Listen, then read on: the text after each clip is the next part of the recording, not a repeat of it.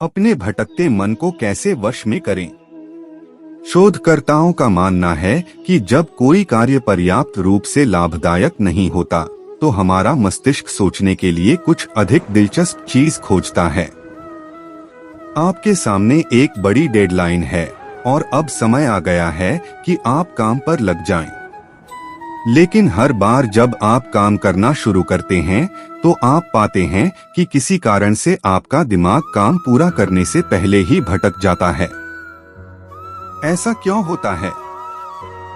हमारा दिमाग हमारे साथ यह क्रूर चाल क्यों चलता है और हम इसके बारे में क्या करते हैं? शुक्र है कि हमारा मन क्यों भटकता है, यह समझकर और ध्यान भटकने से निपटने के लिए कदम उठाकर हम सही रास्ते पर बने रह सकते हैं। लेकिन सबसे पहले आइए समस्या की जड़ को समझें। हमारा मन क्यों भटकता है? अनजाने में मन भटकना तब होता है जब हमारे विचार हाथ में लिए गए काम से जुड़े नहीं होते। शोधकर्ताओं का मानना है कि हमारा मन तब भटकता है जब हमें जो काम करना चाहिए वह पर्याप्त रूप से फायदेमंद नहीं होता। इसलिए हमारा दिमाग सोचने के लिए कुछ और दिलचस्प चीजों की तलाश करता है। हम सभी ने समय समय पर इसका अनुभव किया है, लेकिन यह ध्यान रखना महत्वपूर्ण है कि कुछ लोग लगातार मन भटकने की समस्या से जूझते हैं। हालांकि अध्ययनों का अनुमान है कि वैश्विक वयस्क आबादी के 3% से भी कम लोग ADHD से पीड़ित हैं। यह एक गंभीर समस्या हो सकती है और इसके लिए चिकित्सकीय हस्तक्षेप की आवश्यकता हो सकती है। अधिकांश लोगों के लिए मन भटकना एक ऐसी चीज है जिसे हम अपने आप नियंत्रित कर सकते हैं, यानी अगर हमें पता हो कि इसके बारे में क्या करना है। दरअसल मिशिगन विश्वविद्यालय में emotion and self control laboratory के निदेशक और chatter the voice in our head, why it matters and how to harness it के लेखक प्रोफेसर एथन क्रॉस के अनुसार मन भटकना पूरी तरह से सामान्य है। उन्होंने मुझे ईमेल में बताया, हम अपने जागने के घंटों का 1/3 से लेकर आधा हिस्सा वर्तमान पर ध्यान केंद्रित किए बिना बिताते हैं।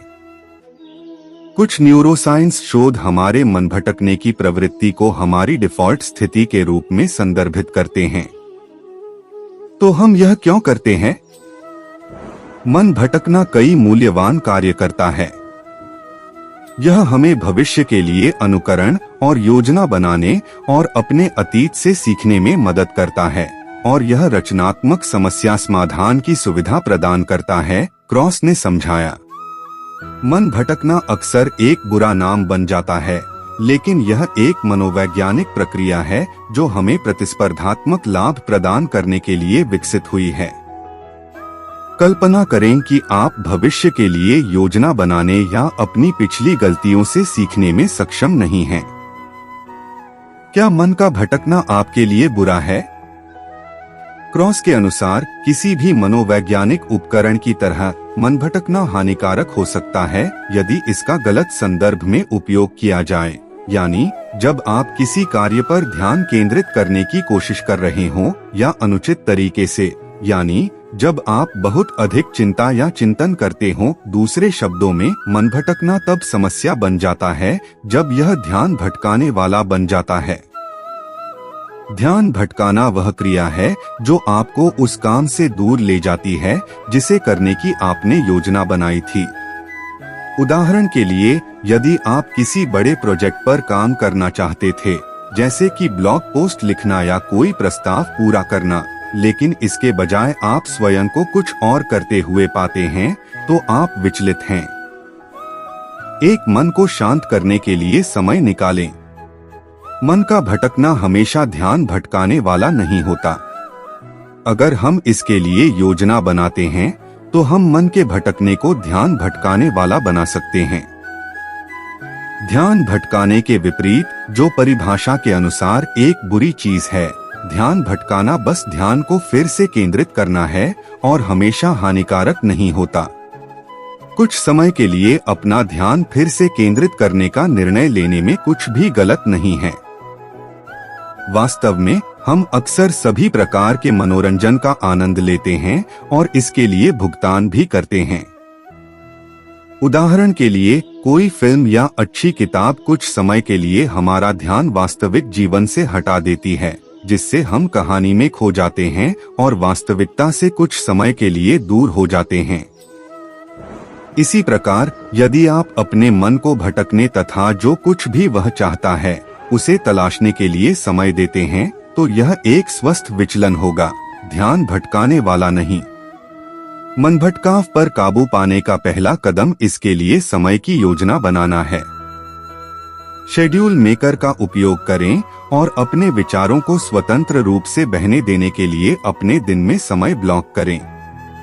आप पाएंगे कि चिंतन में बिताए गए कुछ मिनट आपको अनसुलझे मुद्दों से निपटने में मदद कर सकते हैं और सफलता की ओर ले जा सकते हैं। मन भटकाव को शेड्यूल करने से आप आराम भी कर सकते हैं, क्योंकि आप जानते हैं कि आपके पास अपने दिमाग में जो कुछ भी है उसके बारे में सोचने के लिए समय है, बजाय यह मानने के कि आपको हर गुजरते विचार पर काम करने की जरूरत है।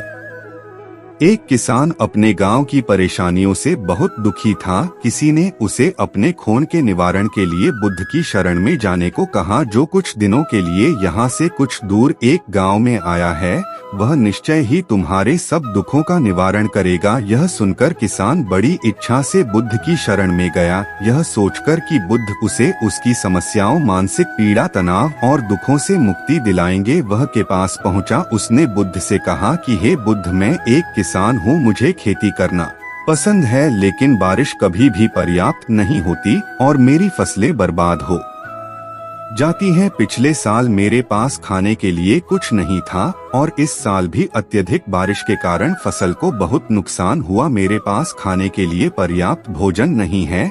किसान ने कहा, मैं शादीशुदा, मेरी पत्नी मेरा ख्याल रखती है, मैं उससे प्यार करता हूँ, लेकिन कभी कभी वह मुझे बहुत परेशान करती है और घर में बहुत क्लेश हो जाता है, जिससे मुझे लगता है कि अच्छा होता अगर वह मेरी जिंदगी में नहीं आती। मेरे भी 2 बच्चे हैं, कभी कभी मेरे बच्चे भी मेरा अनादर और अवज्ञा करते हैं, मेरे निर्देशों का पालन नहीं करते। किसान लगातार बुद्ध को अपने दुखम जीवन के बारे में ऐसी तमाम बातें बता रहा है। बुद्ध उस दुखी किसान की समस्या को ध्यान से सुनते रहे। अपनी जिंदगी की सारी परेशानियां बताने के बाद जब उन्हें राहत महसूस हुई तो वह चुप हो गए। अब उसके पास बताने के लिए कोई और समस्या नहीं बची थी। अब वह चुपचाप बैठकर बुद्ध की ओर देख रहा था और अपनी समस्या का समाधान पाने के लिए बुद्ध के उत्तर की प्रतीक्षा कर रहा था, लेकिन बुद्ध चुप थे। किसान ने फिर कहा, हे बुद्ध, मैं आपकी शरण में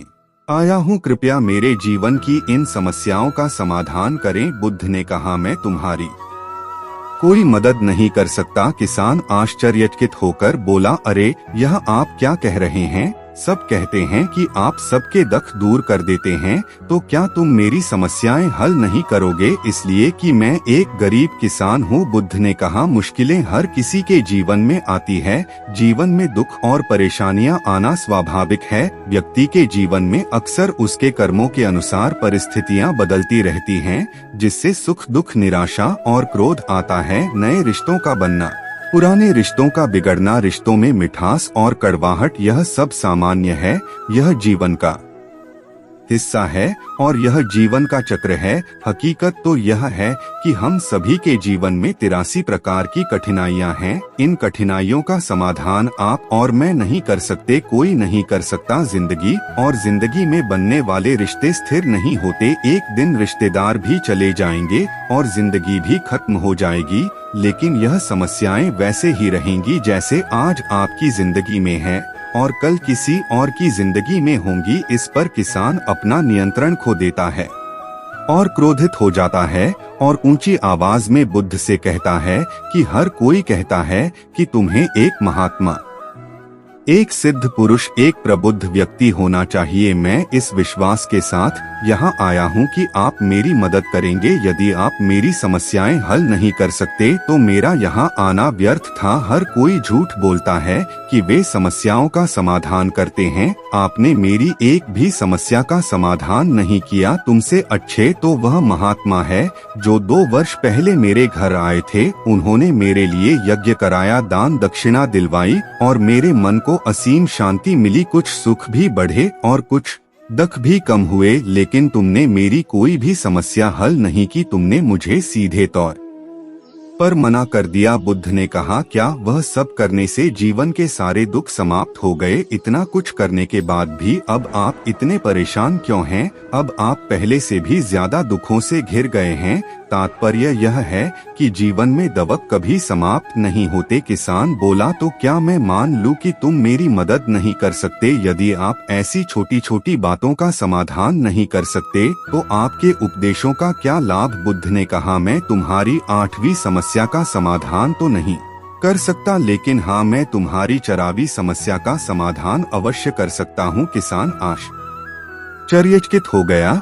और बोला, 4वीं समस्या क्या है? बुद्ध ने कहा, यानी कि तुम अपने जीवन में कोई समस्या नहीं चाहते। आपकी सारी समस्याएं इसी समस्या के कारण उत्पन्न हुई है। यदि आप इस तथ्य को स्वीकार कर ले कि जीवन में समस्याएं मौजूद हैं और समस्याएं जीवन का हिस्सा है, तो आप जीवन की समस्याओं से विच नहीं हो पाएंगे। आप जीवन में आने वाली समस्याओं से विचलित हो जाते हैं क्योंकि आपको लगता है कि आप दुनिया के सबसे दुखी व्यक्ति हैं, जबकि सच्चाई यह है कि हर किसी को अपना दुख सबसे ज्यादा महसूस होता है।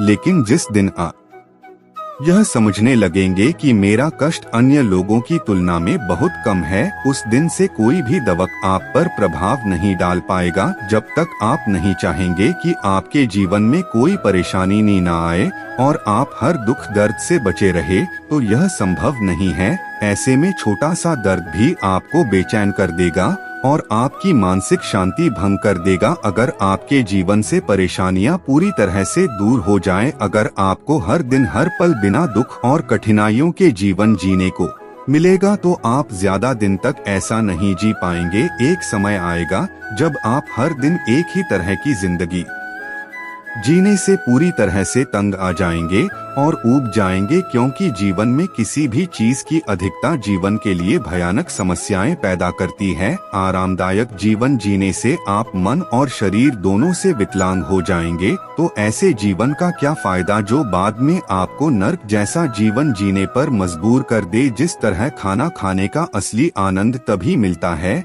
जब बहुत भूख लगी हो, और पानी पीने का असली मजा तभी आता है जब बहुत प्यास लगती है, उसी तरह जीवन के तमाम दुखों और परेशानियों को झेलने के बाद ही खुशी का आनंद मिलता है। इसीलिए जीवन में सुख और दुख अलग अलग रूप में आते रहते हैं। हम चाहकर भी जीवन से सुख दुख को खत्म नहीं कर सकते, लेकिन उनसे इतना ऊपर जरूर उठ सकते हैं कि कोई भी बड़ी समस्या मन को विचलित ना कर सके। इसके लिए अपने मन को शक्तिशाली बनाएं, धैर्य रखें, प्रतिदिन आध्यात्म का ध्यान करें, ज्ञान बढ़ाओ। यह आपके जीवन की सभी समस्याओं का समाधान है। इसे जीवन की चतुर्मुखी समस्या का समाधान कहा जाता है। महात्मा बुद्ध का यह अद्भुत ज्ञान पाकर किसान संतुष्ट हो गया और उसका मन बिल्कुल हल्का हो गया। मन में जो समस्याएं परेशान कर रही थी, उनके प्रति जिज्ञासा शांत हो गई।